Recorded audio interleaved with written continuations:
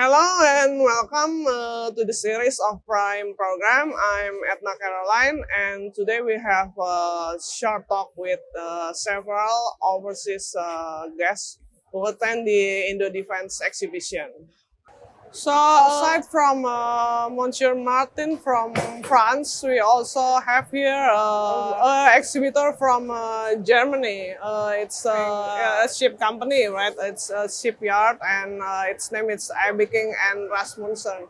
We have here Mr. Christoph Arndt from Germany, and he's the director of special vessels. He will be talking with us about how they experience the exhibition here, and also how they interact with the Indonesian local industry. And then I don't know what he will be talking, but we just wait for the surprise, right? And then so Christoph, can I call you Christoph? Yes, right? sure. Okay, so you're from Abeking and Rasmussen. What kind of company is that? Can you give us some brief? Yeah, actually, thank you, Edna, for inviting me to this interview and to have this conversation. As you said, introduced, my name is Christoph. I am responsible for all sales activities related to our company global, worldwide. And our company is a family-owned business company. So we are building ships. We are building the whole range of ships from smaller 40, 25 meter vessels up to 130 meter. We are building super yachts, so the big mega super yachts, but we are also building Navy and Coast Guard vessels, as well as ships for the governance, so special purpose vessels. And our company is known because we are more than 100 years located in the north of Germany. And it's still a small but compact and very innovative, very powerful shipyard. Yeah, this is where we started more than 100 years ago. More than 100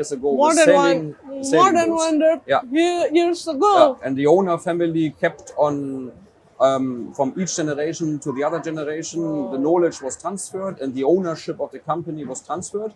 And now we are here with a younger team a little bit. And for us, it's nice to be in Indonesia again because we have a quite long history with the Indonesian Navy, but also with the Indonesian Coast Guard, as well as Bakamla Basarnas. For us, it's a pleasure. We have a nice booth here, and we are exhibiting our latest products, which is a state-of-the-art mine hunting vessel. So the vessel is built in Germany and will be shipped to Indonesia mid of next year. And then the Indonesian Navy will get the most modern mine hunting vessels in the world. How many vessels for the mine? At the moment it's 2, but there are more to come. Okay. They are the ladies. The ships are called Pulau Fani and Pulau Fanildo. And I know that Indonesia is a country of 1,000 islands, so we are more than happy to provide 1,000 ships for each island. Because so we you follow the names, exactly, yeah? We don't have an issue with the names. Yeah, we always can find more. And this is, we supplied the type of vessel to many countries worldwide. Not this type, but the former version, to Turkey, to Brazil, to German Navy, to Kazakhstan. So we have a quite long relation in building this very special type of vessel because they are made of non-magnetic steel. So it's a high-grade stainless steel. And we are using a very innovative production procedure to create these ships. And as my friend from the Minister of Defense told me, that you have a very good collaboration with the local Indonesian industry. Can you be more elaborate about that? Of course. I mean, these 2 mine hunting vessels are more or less finished, but in order to build them, we are fulfilling a detailed procedure of transfer of technology and local content, as well as offset requirements according to Indonesian regulation. And therefore, we had a lot of Indonesian colleagues or employees from Indonesian companies like Shipyard, PT Pal, like PT Len, PT Robo, joining us in Germany. And our colleagues in the design department, in the production department, were teaching them how to build the vessel in the different building groups. I see. So in the end, they will have an understanding and the knowledge to continue building the ships with us together or also alone. So you mean that in the future there are like a possibility that they have the ability to build like a mine hunting ship by themselves? Yes, correct. That's the goal. That's the overarching, the high-level goal of all these efforts we are doing. It's not only to fulfill the requirements, but our company is always investing in a long-term collaboration. So we are not interested in short-term profit. So we are seeing the co-working, the collaboration with Indonesia, and especially with the local shipbuilding industry as a long-term investment. In order to grow together with the Indonesian Navy and to build up and improve the fleet. Yeah. But I just wonder, I mean, is it that not will make some difficulties to you, right? And you can lost some market because then PTPAL will be your competitor, or what is your benefit in doing this kind of long-term collaboration? The benefit is, I mean, we are not stopping. We are not stopping innovation. The innovation we did now in order to build the ships, we transfer the knowledge is fine, but we are not stopping. Behind, we are working on research and development, improving the quality, developing new ships, so that never stops. So it's a parallel development. So you're not afraid, yeah? I mean, No, because we are you not are. Yeah. So can you give a brief? I mean, how big is the effort for the research and development? I mean, in terms of budget, how much budget you spend on the research and development?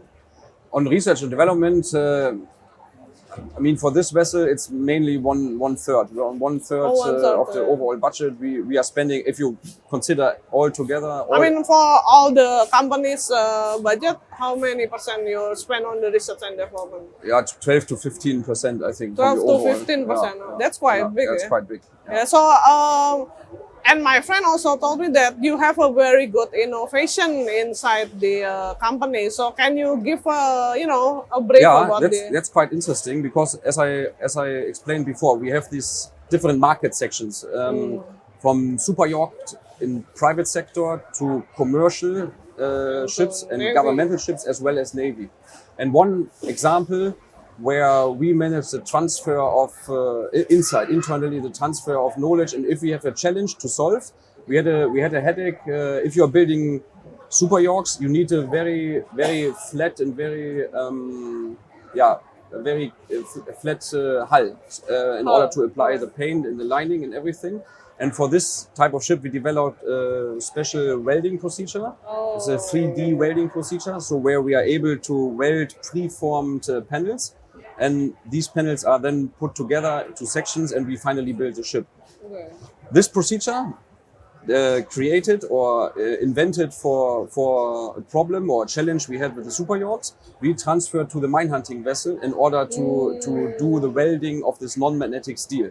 And there you see the benefit for the customer. We are taking the knowledge or the experience from one sector into the other, so that the other sector can also profit from what we developed for other ships. This is I think the power of innovation within our company, because we are very flexible and very we can easily adapt our procedures.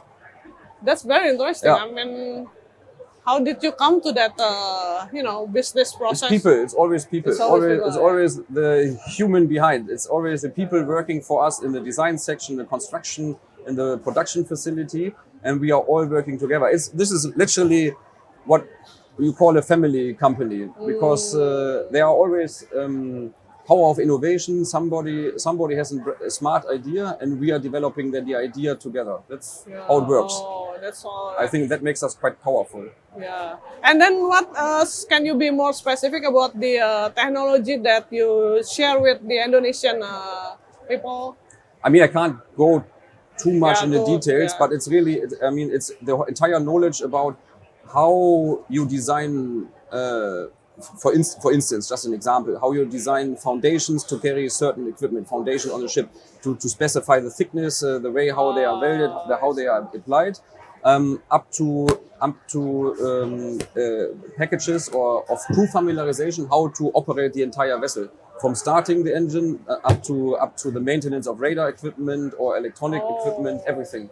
So we put, we as a shipyard, we put the customer or the operator into the position to oversee the entire vessel, and we also accompany the customer during the lifetime of the vessel. So not only the warranty phase and the guarantee phase, everybody's interested in, we also eager to continue beyond. So in order to be always,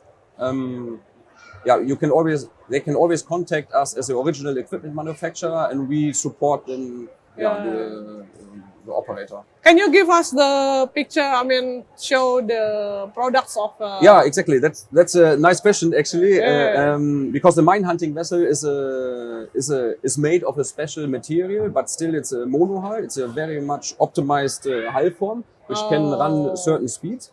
So this is the vessel. That's a vessel. Yeah, exactly. You see the example of a monohull, but what Abeking Rasmussen is well known for is the type of vessel which is designed like a twin hull. It has two hulls, and we call it swath. So it's you call it what? Swath. We call it small water plane area twin hull. Okay. And the reason is because there are two hulls, two buoyant bodies in the water. They are creating the buoyancy, and the whole ship is floating. We always say the ship is flying because it's like flying through the air, because waves do not affect the vessel so much. And this is called a swath vessel. We are, you can say it in a way, we are the global market leader, because you need to control these ships during designing and building, and very accurate. And we supplied more than 26 of this type of vessels worldwide, and this is one of our favorite or our most known products. So can I open this? Yes, sure. Yeah. I would like for you to show us the parts of the ship. See, so I mean, this is now an example. I put it this way. This is now an example where you see a little bit the hull lines, and this is a mono hull. And you see here that the ship is this ship will be made or is made of non-magnetic steel, so very robust, and also in terms of damages or fire risks. And this ship is now equipped with small boats. We call them unmanned surface vehicles. Oh, it's unmanned. Okay. And they will allow the Navy not only using the dedicated mine hunter to enter a suspicious minefield, but with these two unmanned surface vehicles, you are expanding the operational area, because one is dedicated to mine hunting and the other one is dedicated to mine sweeping. So with both vessels and the platform vessel as well, you can... it also reduces the risk, right? Correct, you reduce the risk and you expand the operation area. Yeah. Right, and which one is the mine sensor? The mine sensor is built inside the ship, is hull mounted, and additionally the sonar unmanned surface vehicle is also equipped with a multi-beam echo sounder, equipped as well with a side scan sonar, and finally this unmanned surface vehicle is also equipped with a remote operated vehicle, which can be launched remotely from here. How long? How far? How far depends on the tether length, on the cable length. Of course, and what is the specification of water depths and where you want to operate them. But finally, the operator is able to do an unmanned disposal of mines as well. So because this vessel can reach the mine, launching the remote operated vehicle, and then you can finally destroy the mine without putting any personnel into danger. So it's a high level of safety as well. Okay, so I mean, can you tell me more? What is the different specification mine hunting ships and like other warships? Like, what is the uniqueness of this kind of ship? The uniqueness is actually that these ships are optimized to do mine hunting. Because, I mean, to put it in a simple way, I mean, they need to have a low magnetic signature, and low acoustic signature, and a low electrical signature.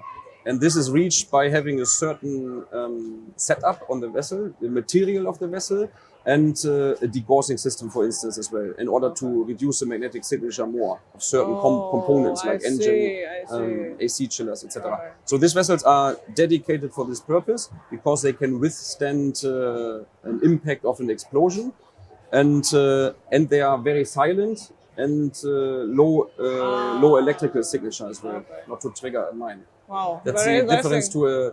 if you have a fast-running petrol vessel, they are optimized for this purpose. They are different, fast, different and objective. they are not so silent. Yeah. Okay, I have a last question. So, what do you think about this exhibition? The exhibition is great, actually. For me, to be honest, it's the first time personally being here. Not the first time in Indonesia, but the first time on the Indo Defense, and it will not be the last time. I think it's well organized, and it's a big show demonstrating the power of the Indonesian Navy, but also the entire market here. Yeah, and we also hope that from this exhibition we can have more collaboration between Correct. the industry, and we can learn from each other. Especially, I'm very interested about your research and development. Maybe we can talk about it later. Yes. 2 years from now, probably. Yeah, I don't know. We will see us again. Okay, I wrapped this interview, and thank you very much, Christoph.